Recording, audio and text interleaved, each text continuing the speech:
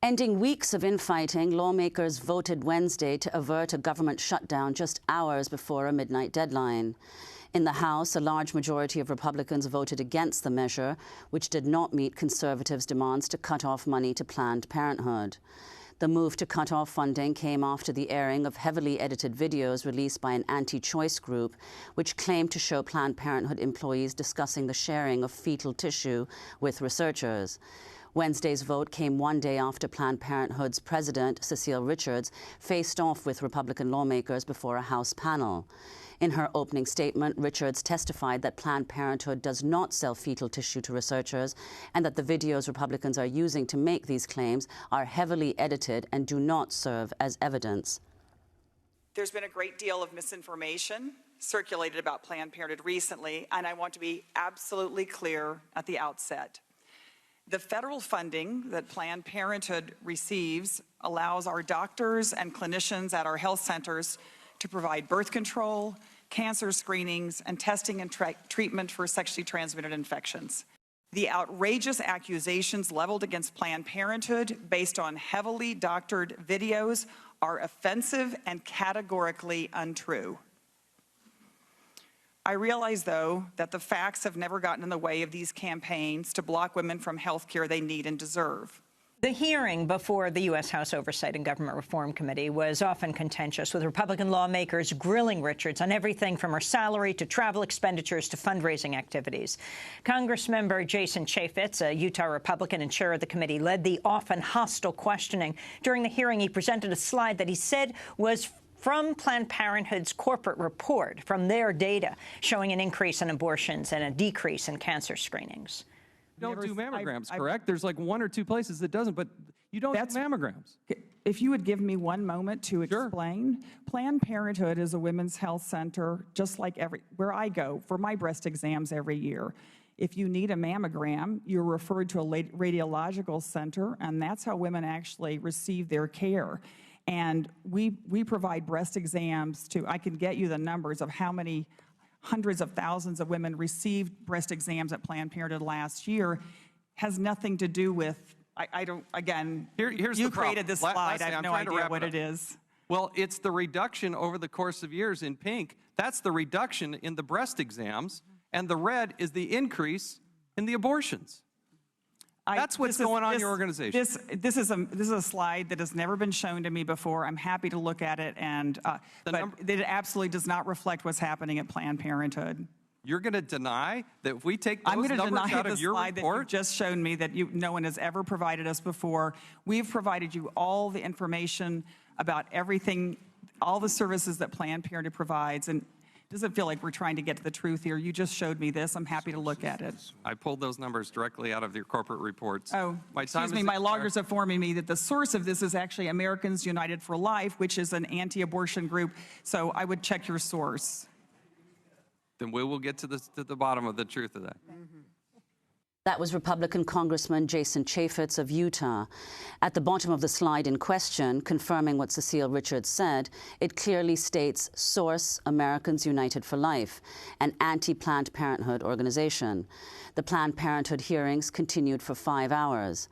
At Tuesday's hearing, Democratic Congresswoman Representative Brenda Lawrence of Michigan offered this impassioned response to the questioning of Cecile Richards, particularly regarding what she felt was misinformation by some of her colleagues. My question, Ms. Richards, there seems to be this continuous thought that if Planned Parenthood went away, that there would be these other health care services for a million of women because you went away. There's a suggestion that all of these community health centers would just step in and fill up. Sarah Rosenbaum, a professor of health and law and policy at George Washington, has worked with the community health centers for years. And I quote, "A claim that community health centers readily can absorb the loss of Planned Parenthoods is a gross misrepresentation." I would ask you, Ms. Richards, in your experience in healthcare, the perception that if you went away, it would be totally absorbed. Can you please respond to that? Thanks, Congresswoman. Yes, I think this is a really important point, and I know there's been a lot of discussion. First, just for the record, we see 2.7 million patients a year. 78% of them are at 150% of poverty or below. So these are a group of women and men and young people who are often uninsured and certainly have less access to care. I know there have been a lot of reports that have come out since Congress has suggested eliminating access to Planned Parenthood for patients. I know the CBO own study, the Congressional Budget Office, estimated that 390,000 women would lose care next year if Planned Parenthood, if women could no longer go to Planned Parenthood. And I think to some of the questions that have been raised, it's really important for folks to understand, just as you talked about how women actually get breast exams and breast care in this country. In some areas, we are the only safety net family planning provider. And that is the care for most women, and particularly young women. The care that they need is family planning, it's access to their cancer screenings and their well woman visits. For many, in many areas, there are long waits. We're 60% of our clinics will see folks the same day. In some areas, they won't take any more Medicaid patients, and Planned Parenthood is the only entity. And it is true that the Medicare and the targeted audience or group that use Planned Parenthood are often those who are most at risk. African-American minority women die at a higher level than any other population when it comes to breast cancer, when it comes to actually dying from having pelvic or cervical cancer. So we are actually giving opportunities. And this is Michigan Congresswoman Brenda Lawrence addressing the committee on its approach for dealing with the head of Planned Parenthood, Cecile Richards. Thank you. There's a couple of things. It's very troubling to sit here as a woman and to hear some questions that obviously are insensitive. One, the continual question of why don't you provide the x-rays for a mammogram, where every woman here knows you have a primary doctor, and that doctor examines you, and if there is a lump, you are referred to a specialist. So I wish those who would sit here to ask those questions would actually have the sensitivity to understand what a woman goes through with her health care. That would allow us to ask more pertinent questions. Secondly, it is exhausting to keep hearing about federal dollars being spent on abortion when repeatedly the facts state, and it's not a controversy, read the facts, do your research before you ask these exhausting, sometimes I feel insulting questions. We cannot use federal dollars for abortion. This is not a lump sum budget item that we give to Planned Parenthood. It is reimbursement. How many times does that have to be repeated for this to become an embraced fact? If there were no citizens of the United States going to Planned Parenthood to receive these medical approved services that we approve as a Congress, there would be no reimbursement going to Planned Parenthood. They would not receive any funds. For the life of me, sitting here today, I know my colleagues are more intelligent than this, and it is exhausting to hear just a philosophy of attack to just use information that is totally incorrect, as if I keep saying it some kind of way, it'll become factual. That's Michigan Congressmember Brenda Lawrence, extremely frustrated and angry at how the committee was dealing with Planned Parenthood, the House Committee on Oversight and Government Reform, on which she sits. She joins us now in Washington, D.C., representing Eastern Detroit and beyond. Congressmember Lawrence, welcome to Democracy Now! The government was not shut down, but Planned Parenthood remains under attack. What is the reason Republicans continually go after this organization, willing to take down the entire U.S. government over it? There has been, thank you so much for having me on the show. There has been repeatedly, year after year, attacks on Planned Parenthood. For some reason, it has become the face of this overall mission by the Republican Party to go against Roe versus Wade, that gives the legal right for women to have abortion in America. And they want to attack that. And they have singled out Planned Parenthood. It is so unfortunate because that is such a minute or small part of the services that Planned Parenthood gives.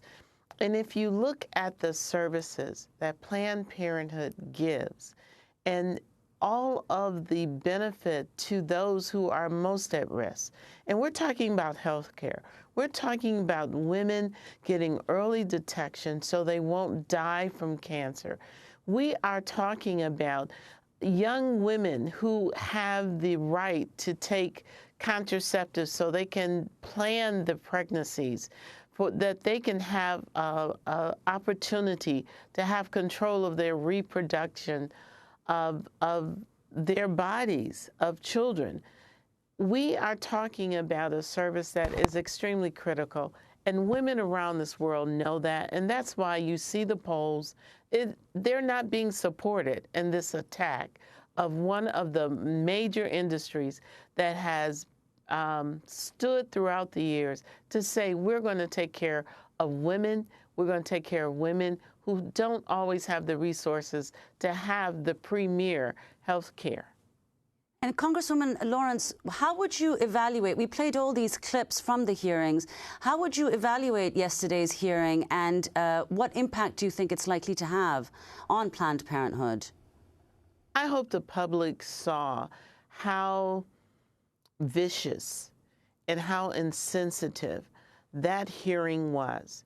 It was insensitive because the misuse of facts repeatedly was totally inappropriate. They kept that woman who is a CEO of a health care provider on trial, as I saw it, for 5 hours. 5 hours, repeating the same erroneous statements that you're using federal dollars here, and we should control that because we're giving you dollars. And they know, and that's why I made the comment, my colleagues are more intelligent than that. I know these individuals, I work with them. But in that setting, something that was totally inappropriate, something that I question the integrity of the questions, and it makes me look at my colleagues differently, because you can have an agenda, but attack it with facts, attack it with real data, and disclose things, because we are oversight. Our job is to explore and to investigate issues that are, we feel, not in compliance with the law. At no time did they say that Planned Parenthood was violating any laws. The videotape that they were using as the premise to bring her before us has been documented, and the gentleman who did the tapes is being investigated, because in California you can't interview someone without them knowing it. It has been proven that those tapes have been sliced and diced and put together to present to meet an agenda message. And that message is that Planned Parenthood, for some reason, is doing something wrong. And let me talk about, we're talking about the fetal tissues. Do you understand that that is a major part of research, medical research in America? And it has been used for decades, and it is approved by federal law. So the fact that we have fetal tissues being given to research and scientific research is something that our medical industry has been doing for years, and thank God they have, because as a result of that, we have been able to find cures to so many different diseases, vaccinations, and people are living longer. Children, babies are living longer because of that. I want to turn to your fellow Congress member, Gerald Connolly of Virginia, who came to Planned Parenthood's defense. The disrespect, the misogyny, rampant here today, tells us what is really going on here. This isn't about some bogus video, the author of whom does not have the courage to appear here, nor would the majority call him, because they know he'll make a bad witness under oath. This is about a conservative philosophy that says we are constitutionalists. They hold it up. We believe in rugged individualism and personal liberty, with one big carve-out, though. There's an asterisk in that assertion, and that is, except when it comes to women controlling their own bodies and making their own health decisions. Without referring to him by name, Congressmember Connolly called out David DeLayden, who made the sting videos. Congresswoman Lawrence, your thoughts on the possibility of him ever appearing before the Congress? It's my understanding, and this is what I was told, is that if he came, he would have to say, I plead the Fifth, because he, too, is under indictment. This is... You know, another thing that was very clear, the attack on her salary. And the research has been conducted that she is a CEO of a national health care provider, and her salary is right in the middle. She's not even at the top. So to come after her and say, oh, you make a lot of money, she has an extreme amount of responsibility. She sees over 2 million patients, her organization, a year, and to go after her salary is very telling of the onslaught of male attack after attack after attack. So you're calling the representative sexist? I'm saying that questioning was clearly sexist. Well, we're going to leave it there, and I thank you very much for joining us, Congressmember Brenda Lawrence of Michigan on the House Committee on Oversight and Government Reform, who is a part of the Planned Parenthood hearing that was held on Tuesday.